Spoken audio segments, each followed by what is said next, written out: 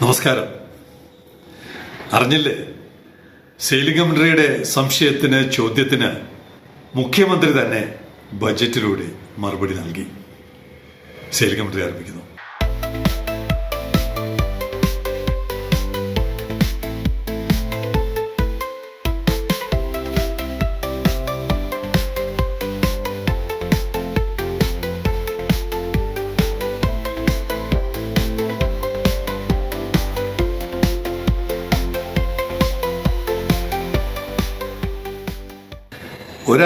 ഒരാഴ്ചയല്ലല്ലോ, June 8, കൃത്യമായി June 8 നമ്മൾ മിക്കവാറും ജൂൺ 9 ആ പരിപാടി ചെയ്തത്.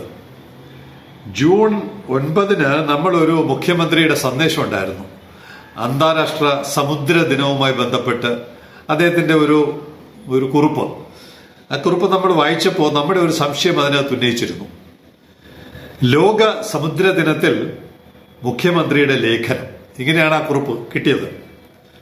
600 കിലോമീറ്റർ ദൂരം കടൽത്തീരമുള്ള സംസ്ഥാനമാണ് നമ്മുടേത്. 2 അന്താരാഷ്ട്ര തുറമുഖങ്ങളും 1 കണ്ടെയ്നർ ടെർമിനലും 17 ഇടത്തരം തുറമുഖങ്ങളുമുണ്ട്. അപ്പൊ സെയിലിംഗ് കമ്പനി അന്നേ സംശയം ചോദിച്ചിരുന്നു, എങ്ങനെയാണ് 2 അന്താരാഷ്ട്ര തുറമുഖങ്ങളും 1 കണ്ടെയ്നർ ടെർമിനലും? 2 കണ്ടെയ്നർ ടെർമിനൽ ഉണ്ടല്ലോ, ഒബ്വിയസ് അല്ലേ? വിഴിഞ്ഞവും ഉണ്ട്, വെള്ളാർപാടവും ഉണ്ട്. പിന്നെ എങ്ങനെയാണ് 1 കണ്ടെയ്നർ ടെർമിനൽ എന്ന് പറയുന്നത്? 2 തുറമുഖം ഓക്കെ, വെള്ളാർപാടം അല്ലെങ്കിൽ കൊച്ചി, വിഴിഞ്ഞം അല്ലെങ്കിൽ ട്രിവാൻഡ്രം. പക്ഷെ 1 കണ്ടെയ്നർ ടെർമിനൽ എന്ന് പറഞ്ഞപ്പോൾ അത് അന്ന് വലിയ സംശയമാവുകയും പ്രേക്ഷകരോട് തന്നെ ആ ചോദ്യം ചോദിക്കുകയൊക്കെ ചെയ്തു. ഒരാളോ മറ്റോ അതിന് മറുപടി നൽകിയത്, പക്ഷെ അത് കറക്റ്റ് ആൻസർ ആയിരുന്നില്ല. അതുകൊണ്ടാണ് സെയിലിംഗ് കമ്പനി പറയാതിരുന്നത്. കൃത്യമായ ഉത്തരം ബജറ്റ് രേഖയിൽ വന്നു. അതിന്റെ അർത്ഥം എന്താണ്? ഒന്നുകിൽ മുഖ്യമന്ത്രിക്ക് കാണാൻ നേരമില്ല, സെയിലിംഗ് കമ്പനി അദ്ദേഹം കാണുമെന്നൊന്നും നമ്മൾ പറയുന്നില്ല. പക്ഷെ ഇത് എഴുതിയാണ്, അദ്ദേഹത്തിന് ഈ ബജറ്റ് രേഖ എഴുതി കൊടുത്തയാൾ കൃത്യമായി സെയിലിംഗ് കമ്പനി കാണുന്നുണ്ട് എന്ന് നമുക്ക് ഉറപ്പിക്കാം. വരി ഇങ്ങനെയാണ്: കേരളത്തിന്റെ 600 കിലോമീറ്റർ തീരദേശം, 2 അന്താരാഷ്ട്ര തുറമുഖങ്ങൾ, അവിടെ വരെ ശരിയാണ്, 1 കണ്ടെയ്നർ ട്രാൻസ്ഷിപ്മെന്റ് ടെർമിനൽ, അടിയാള സിമ്പിൾ. അതാണ് വ്യത്യാസം. ആദ്യത്തിൽ പറയുന്നത് 1 കണ്ടെയ്നർ ടെർമിനൽ എന്ന് പറയുന്നു, ഇവിടെ 1 കണ്ടെയ്നർ ട്രാൻസ്ഷിപ്മെന്റ് ടെർമിനൽ. ട്രാൻസ്ഷിപ്മെന്റ് എവിടെയാണ് നടക്കുന്നത്? ഇവിടെ മാത്രമേ ഉള്ളൂ. 2 തുറമുഖമുണ്ട്, ട്രാൻസ്ഷിപ്മെന്റ് നടത്തുന്ന കണ്ടെയ്നർ ടെർമിനൽ ഇവിടെ ഉള്ളൂ. അപ്പൊ അതാണ് കൃത്യമായും സമുദ്രദിന സന്ദേശത്തിൽ എഴുതിയത്. നമ്മൾ സെയിലിംഗ് കമ്പനി എടുത്ത് കീറി മുറിച്ച് പരിശോധിച്ച് സംശയം രേഖപ്പെടുത്തിയപ്പോൾ മുഖ്യമന്ത്രി തന്നെ ബജറ്റിലെ രേഖയാണ് ഞാൻ വായിച്ചത്. കേരളത്തിന്റെ 600 കിലോമീറ്റർ തീരദേശം, 2 അന്താരാഷ്ട്ര തുറമുഖങ്ങൾ, 1 container transshipment terminal, 17 non major തുറമുഖങ്ങൾ, മറ്റനേകം, അങ്ങനെ പോകുന്നു. അപ്പൊ കൃത്യമായ നമ്മുടെ സംശയത്തിന് ഉത്തരം തന്നു.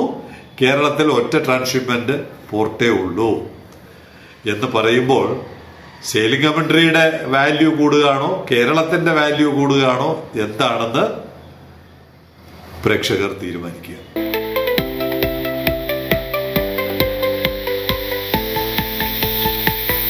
ഗേറ്റ് തുറക്കുന്ന കാര്യം ഒഴിച്ച് ബാക്കി മിക്കവാറും സെയിലിംഗ് കമ്പനി പറയുന്ന കാര്യങ്ങൾക്കെല്ലാം വ്യക്തത, മറുപടി ബജറ്റിലുണ്ട്. വിഴിഞ്ഞം, കൊച്ചി തുറമുഖങ്ങൾക്ക് ചുറ്റും നിർമ്മാണ മേഖലകൾ, സ്റ്റഫിംഗ് സെന്ററുകൾ, ഡ്രൈ പോർട്ട് എന്നിവ ആരംഭിക്കും. ആഗോള ഷിപ്പിംഗ് വ്യവസായം ഹരിത ഇന്ധനങ്ങളിലേക്ക് മാറിയ അവസരം പ്രയോജനപ്പെടുത്തി ഗ്രീൻ ബങ്കറിംഗ് സേവനം നൽകുന്ന ഇന്ത്യയിലെ ആദ്യ തുറമുഖമായി വിഴിഞ്ഞത്തെ ഉയർത്തും. ഞാൻ സിമ്പിൾ ഒന്നും പറയുന്നില്ല, ഇതല്ലേ നമ്മൾ പറഞ്ഞുകൊണ്ടിരുന്നത്. അത് മെത്തനോൾ ആണെന്ന് കൃത്യമായി ഇനിയുള്ള ടെക്സ്റ്റിൽ പറയുന്നുണ്ട്. അപ്പോ നമ്മൾ പറഞ്ഞ കാര്യം ബജറ്റിൽ രണ്ടാമതായിട്ട് വന്നു. ആ മെത്തനോൾ ആണെന്ന് പറയുന്നതിന്റെ പേജ് 23 ബജറ്റ് രേഖയിൽ പറയുന്നുണ്ട്, പുനരുപയോഗ ഊർജ സ്രോതസ്സുകൾക്കൊപ്പം അവയെ green ammonia, green methanol, green hydrogen എന്നിവയാക്കി മാറ്റുന്നതിലൂടെ ഒരു ഗ്രീൻ ഹൈഡ്രജൻ ഹബ്ബായി കേരളത്തിന് മാറുവാൻ കഴിയും. അപ്പോൾ മെത്തനോൾ കൃത്യമായും ബജറ്റ് രേഖയിൽ വന്നു. അത് ഗ്രീൻ മെത്തനോൾ തന്നെ. മൂന്നാമത്തത് മദർഷിപ്പ് നിർമ്മാണം. മദർഷിപ്പ് കേരളത്തിൽ വേറെ എവിടെയും നിർമ്മിക്കാൻ പറ്റില്ല. മദർഷിപ്പ് നിർമ്മാണം അവയുടെ അറ്റകുറ്റപ്പണി എന്നിവ ലക്ഷ്യമാക്കി കപ്പൽ നിർമ്മാണ കേന്ദ്രം സ്ഥാപിക്കും. ഇതിനായി ആവശ്യമായ സ്ഥലം ഏറ്റെടുത്ത് അടിസ്ഥാന സൗകര്യ വികസനം ഉറപ്പാക്കും. ഇത്തരത്തിലുണ്ടാകുന്ന തൊഴിലവസരങ്ങളിൽ തീരദേശത്ത് ജീവിക്കുന്ന സാധാരണക്കാർക്ക് സംവരണം നൽകും. വളരെ വളരെ നല്ല കാര്യം. കാരണം അവരെ കൂടി ചേർത്ത് പിടിച്ചുകൊണ്ട് മാത്രമേ തീരദേശത്ത് ഒരു പ്രവർത്തനം മുന്നോട്ട് പോകാൻ കഴിയുകയുള്ളൂ. സംവരണം എന്ന വാക്ക് തന്നെ ഉപയോഗിച്ചിട്ടുണ്ട്. നിശ്ചിത ശതമാനം ജോലി ആ മേഖലയിൽ നിന്നുള്ളവർക്ക് നൽകിയാൽ കൃത്യമായും അവരുടെ പിന്തുണ സർക്കാരിന്റെ എല്ലാ സമുദ്രാധിഷ്ഠിത പ്രവർത്തനങ്ങൾക്കും ഉണ്ടാകും എന്നുള്ള കാര്യത്തിൽ യാതൊരു സംശയവുമില്ല. അടുത്തത് 400 കോടി രൂപ മാറ്റിവെച്ചിട്ടുണ്ട്. പോർട്ട് സിറ്റി ഉൾപ്പെടെയുള്ള മിഷൻ സമുദ്ര പദ്ധതിക്കായി 400 കോടി രൂപ ഈ വർഷം, ആദ്യത്തെ വർഷം 9 മാസമേ ഉള്ളൂ, ഈ കാലയളവിലേക്ക് 400 കോടി രൂപ.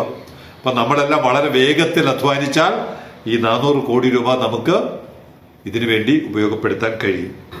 പേജ് 9 17ാമത്തെ ഐറ്റമായിട്ടുണ്ട്. ലോകോത്തരമായ വിഴിഞ്ഞത്തെ ആഴക്കടൽ തുറമുഖം, തീരദേശത്തെ നിർണായക ധാതു സമ്പത്ത്, അപൂർവ ധാതുക്കളുടെ നിക്ഷേപങ്ങൾ, ബഹിരാകാശ സാങ്കേതിക സ്ഥാപനങ്ങൾ, സമാനതകളില്ലാത്ത സാധ്യതകളുള്ള ഒരു ബ്ലൂ ഇക്കോണമി എന്നിങ്ങനെ സവിശേഷ ഘടകങ്ങൾ ഒത്തുചേരുന്ന തെക്കൻ ജില്ലകളാണ് തിരുവനന്തപുരം, കൊല്ലം, ആലപ്പുഴ. ഈ 3 ജില്ലകളെയും തന്ത്രപരമായ ദേശീയ പ്രാധാന്യമുള്ള ഒരു ഏകീകൃത സാമ്പത്തിക മേഖലയായി സംയോജിപ്പിക്കുന്ന സദേൺ കേരള ഇക്കണോമിക് കോറിഡോർ ആരംഭിക്കും. നമ്മൾ എണ്ണി പറഞ്ഞ മോണസൈറ്റ്, ഇൽമനൈറ്റ്, കരിമണൽ, ടൈറ്റാനിയം സ്പോഞ്ച്, ടൈറ്റാനിയം മെറ്റൽ തുടങ്ങി ടൈറ്റാനിയം അലോയ്സ്, അവയുടെ എല്ലാം ഉൽപാദനം, ഇതാണ് വിഴിഞ്ഞത്തിന്റെ കയറ്റുമതി ചരക്കായി മാറേണ്ടത്. അങ്ങനെയാണ് പരസ്പര പൂരകങ്ങളായി പ്രവർത്തിക്കുന്നത്. കാസർഗോഡ് ജില്ലയിലെ ബോക്സൈറ്റിനെ കുറിച്ചും അദ്ദേഹം പറയുന്നുണ്ട്. അങ്ങനെയുള്ള ധാതുക്കൾ, മിനറൽസ് അങ്ങനെ കയറ്റി വിടരുത്. അങ്ങനെ കയറ്റി വിടണമെന്നാണ് ഇവിടെയുള്ള ചില കർത്താക്കന്മാർക്ക് ആഗ്രഹം. ഇത് വാല്യൂ എഡിഷൻ നടത്തി കയറ്റുമതി ഉൽപ്പന്നമാക്കിയാൽ എഞ്ചിനീയറിംഗ് കോളേജ്, പോളിടെക്നിക്, ITI തുടങ്ങിയ സ്ഥാപനങ്ങളിൽ നിന്നിറങ്ങുന്ന ആയിരക്കണക്കിന് കുട്ടികൾക്ക് തൊഴിലവസരങ്ങൾ നൽകാൻ കേരള സർക്കാരിന് കഴിയും.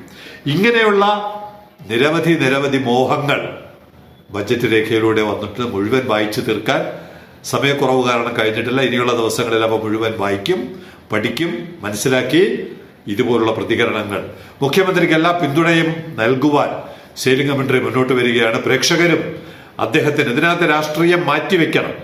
കേരളത്തിന്റെ വികസനം, ജനങ്ങളുടെ നന്മ, രാജ്യത്തിന്റെ വികസനം ഇവയൊക്കെ ചേരുന്ന പ്രവർത്തനങ്ങൾ ആര് നടത്തിയാലും, ഏത് രാഷ്ട്രീയ പ്രസ്ഥാനം നടത്തിയാലും നമ്മൾ അതിനെ പൂർണ്ണ മനസ്സോടെ പിന്തുണ നൽകണം എന്നുള്ളതാണ് സെയിലിംഗ് കമന്ററിയുടെ നിലപാട്.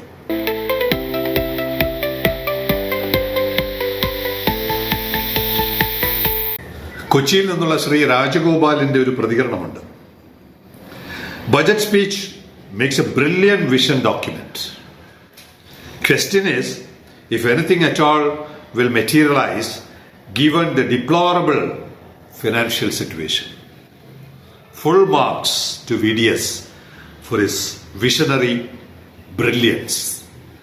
ഇതിൽ കൂടുതൽ എന്താണ് ബജറ്റിനെ കുറിച്ച് ശ്രീ VD സതീശൻ അവതരിപ്പിച്ച കന്നി ബജറ്റ്. അദ്ദേഹത്തിന്റെ ആദ്യ ബജറ്റിൽ അദ്ദേഹത്തിന്റെ സ്വപ്നങ്ങൾ മുഴുവനുണ്ടെന്ന് പറയാൻ പറ്റില്ല. ഇനിയുള്ള ബജറ്റുകളിൽ അത് വരുമായിരിക്കും. എന്തായാലും കേരളത്തിന്റെ ബജറ്റ് ചരിത്രത്തിൽ ഞാൻ ഓരോ മന്ത്രിസഭയുടെയും 5 ബജറ്റ് ഉണ്ടല്ലോ, അങ്ങനെ ഒരു 10-40 ബജറ്റ് എങ്കിലും കേട്ടിട്ടുള്ള ആളാണെന്നുള്ള നിലയ്ക്ക് ഇങ്ങനെ ഒരു ബജറ്റ് ആദ്യമായിട്ടാണ് ഞാൻ കേൾക്കുന്നത്. അത് അവതരിപ്പിച്ച ബഹുമാനപ്പെട്ട മുഖ്യമന്ത്രിയോടുള്ള എല്ലാ ആദരവും ഈ അവസരത്തിൽ സെയിലിംഗ് കമന്ററി പ്രേക്ഷകർക്ക് വേണ്ടി കൂടി അദ്ദേഹത്തിന് നേരുന്നു.